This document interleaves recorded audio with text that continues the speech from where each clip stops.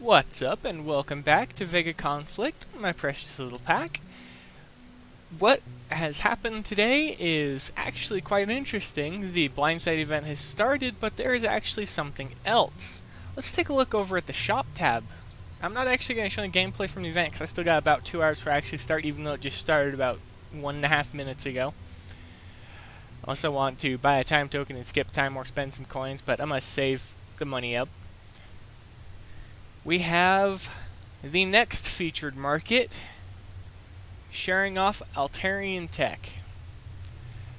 Now, I'm about to tell you all something funny.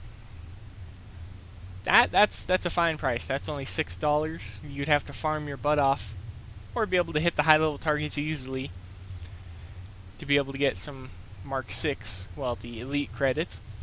But don't buy this, because anybody that's smart will know this. It takes the ship 5 days to build by its base time, which means that's going to cost you 2,400 and... Actually, I think it's around that exact cost, because each day is only 480 coins.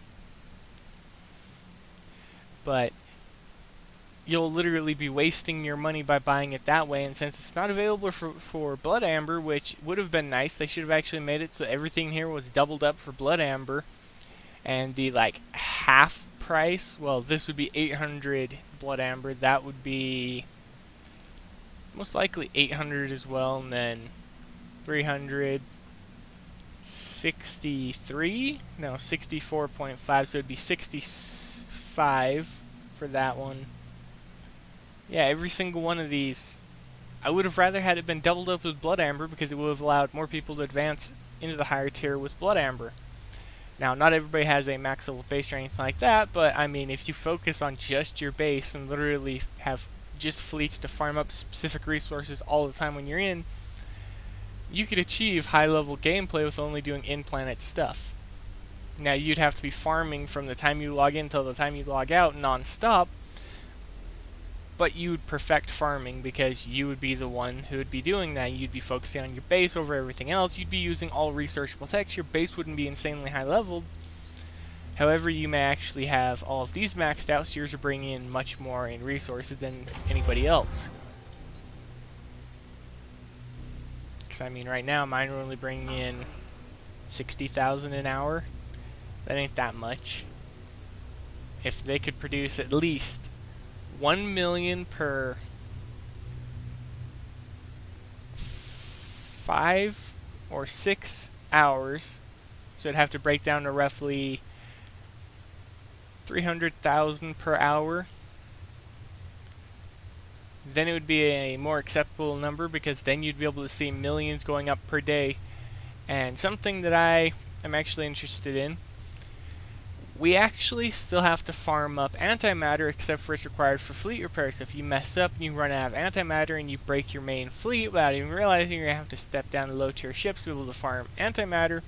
I think that for convenience sake, we should actually have some type of antimatter production facility similar to the miners that are used for asteroids. But this one, it would be solely for the purpose of producing antimatter. Yeah, but let's go ahead and let's just do a full prize list review, as well as what I would recommend for the in-game tech and everything like that. Let's see if there's anything added since I last checked. Time tokens, nope. Armor, still the same. We still have yet to see Spectral Shell 3. We've got Energy Resistor. We do not have the Explosive Resistor. Where did I miss it? Nope. So we're missing Explosive Resistor, we're missing the level 3 Spectral Shell,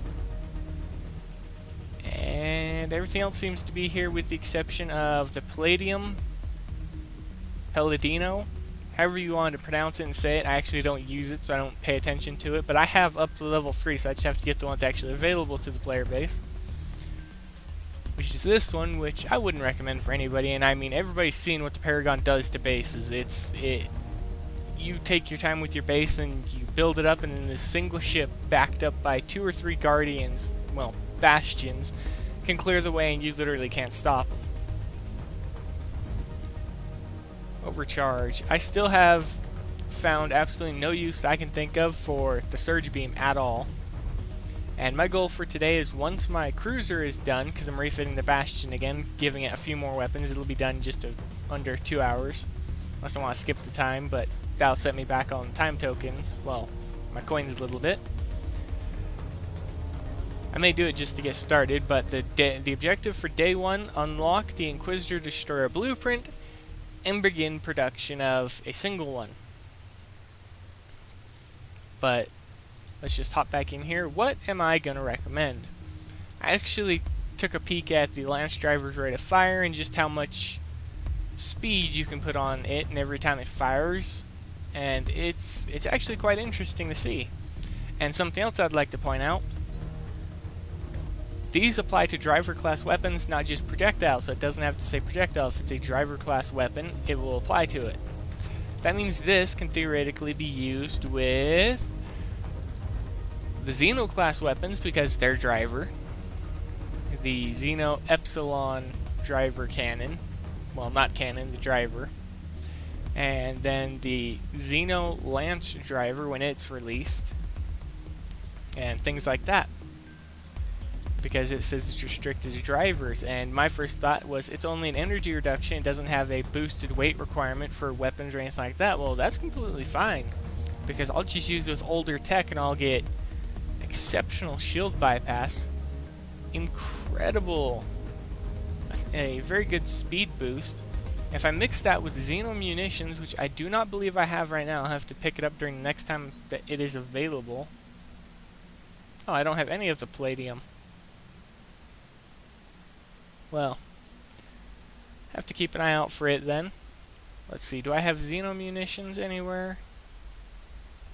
Nope, I skipped out on it. I'll have to make sure I pick it up next time it's available, because you stack the shield bypasses and you just get some insane damage. And this applies to all alien class weapons, which means anything with Xeno in the name. And you're going to get reduced spread for your ships. It's going to be much, much smaller.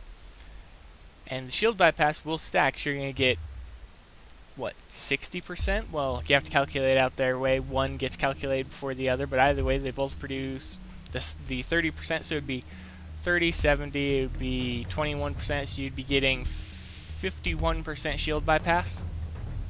Plus whatever the gun has built in, which is for the Eclipse driver that I'm thinking of, is Xeno, it's 20%, so 20 on top of the 50, you got 49, you got roughly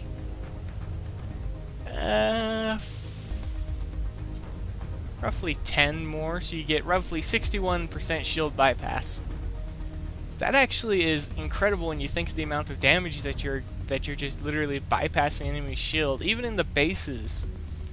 And as I pointed out with the Inquisitor Destroyer, its modifier is insane. Every 35 times that a single weapon fires, it activates the ability for 3 seconds. Well, as you upgrade it, it'll get better, but it increases it and gives it 10 pierce and gives it plus 3,000 projectile range. So, you know, you'd be able to sit on the edge of a player's base with a heavily armed Inquisitor using Xeno Eclipse drivers until we can get the Altairian's version. You could literally just sit there, shoot at a single building, and if you line it up properly, you could decimate an entire chunk of their base and ignore their shields at the same time. So the fitting I'm going to go for until I can get my hands on the blueprints for the Altairian Xeno versions of the weapons. I'm going to use old Xeno weapons, except for the weight of the ship is amazing, and because of it, I don't have to mark upgrade it to be able to fit everything I want to on it. It actually will fit on it base the way it is, unless I add shields and armor.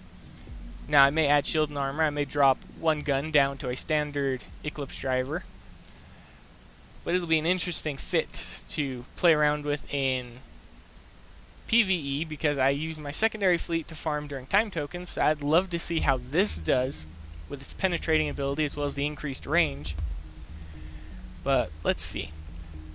Recommendations list: the Inquisitor Destroyer, the Phased Solenoid 3, the Lance Driver 1, and I actually can't recommend the Sabot because it reduces your range just to get increased projectile range, well, the ship's got built-in increased projectile range. All you have to do is just fire the guns and it activates. So that's very straightforward and simple. So I can't recommend any of the ballistic sabots, but after you get that, you pick up Lance Driver 2, and then you pick up level 1, level 2 of the solenoid. So if you want to do light fittings or anything like that, you can. That's about it for this one, because I'm just going to assume that by this point you either have the Bastion and the weaponry for it and the armor and stuff like that. And they really need to get the Spectral Shell 3 back out for everybody, because the amount of shielding that it blocks is just incredible for the repair time. It's just like the Shockwave, but the difference is it also has that built-in counter chain for each one you equip. So you have 3 by default on the ship, you add an additional 3 to it. You block 6, well, from mark upgraded ships at any rate. But it'd be a very interesting, very cool thing to see. But that's going to be it for this video, everybody. What are all of your thoughts so far on the Blindside event? Is it good in your eyes? Is it bad? I know lower levels can't partake in the events anymore just because Kixeye has literally forgotten all about you. They want you to focus on progressing in the game the slow way, and I don't believe that's right. So I do apologize about you guys not being able to partake in the events, because it would be cool to see you guys be able to partake with tier 3 ships or anything like that, because you work to unlock them and you can't get top tier tech with them. You have to work out tier 5, and that, I'm so sorry guys, the build times on those ships, the base hauls is just stupidly high. And I can't agree with anything that Kixeye does with the progression system as it is right now, because I see it as just being too slow and too tedious for low level players.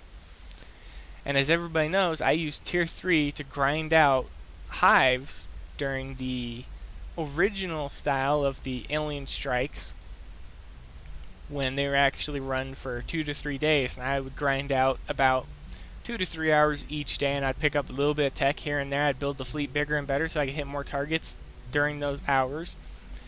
And I literally just kept going until I got the first ship, which was the Punisher, and by the time I got the Punisher, the season was like halfway over.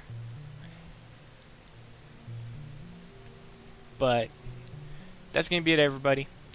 If you have anything to add or anything like that, feel free to say so below. I'll get back to you in the comment section. If you have any questions, anything about builds or anything like that, feel free to ask. If I can't get to your question, somebody else will most likely get to it. And as always, everybody, I'll see you later.